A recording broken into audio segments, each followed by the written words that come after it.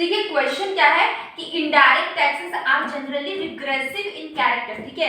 तो जो direct tax होता है, हम लोग ने डायरेक्ट टैक्स पढ़ा, वो प्रोग्रेसिव नेचर का होता है। इनडायरेक्ट टैक्स क्या होता है? रिग्रेसिव नेचर का होता है। यहाँ पे कोई फर्क नहीं पड़ता कि किसी का इनकम 10,000 है, ठीक है, या फिर 1 लाख है, कोई फर्क नहीं पड़ता है। कोई भी प्रोडक्ट आप खरीदने जा रहे हैं वो अगर 100 रुपीज की है, ठीक है, अगर कोई प्रोडक्ट आप खरीदने जा रहे हैं वो 100 रुपीज की है, तो आपका इनकम 10,000 हो या 1,000 हो, आपको 100 रुपीज पे करना ही पड़ेगा।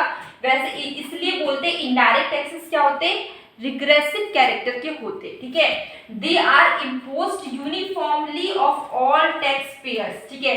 तो ये यूनिफॉर्मली इम्पोज्ड होता है सारे टैक्स पेयर्स के लिए। जैसे कि किसी भी कमोडिटी में जो टैक्सेस होते हैं उसमें लिखा होता है इंक्लूडेड ऑल टैक्सेस, लेकिन जब हम लोग उसका कोई कमोडिटी खरीदने जाएंगे, कोई भी सामान खरीदने जाएंगे, कोई भी मेडिसिन खरीदने के लिए जाएंगे, तो वो अगर 100 रुपए का है तो आपको थोड़ी ना बोला जाएगा कि 90 रुपए का है, 10 रुपए टैक्स लग रहा है, ऐसा नहीं बोला जाता। बोला जाता है 100 रुपीज का, आप 100 रुपीज निकाल के दे देते हैं।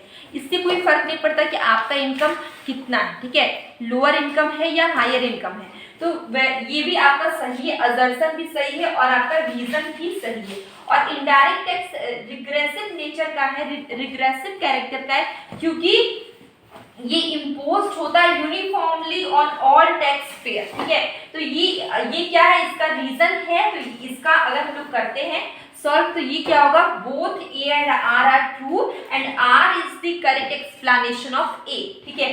तो हम लोग ऑप्शंस देखते हैं, both A and R are true and R is the correct explanation of A. तो आंसर होगा इसका A, answer is the A.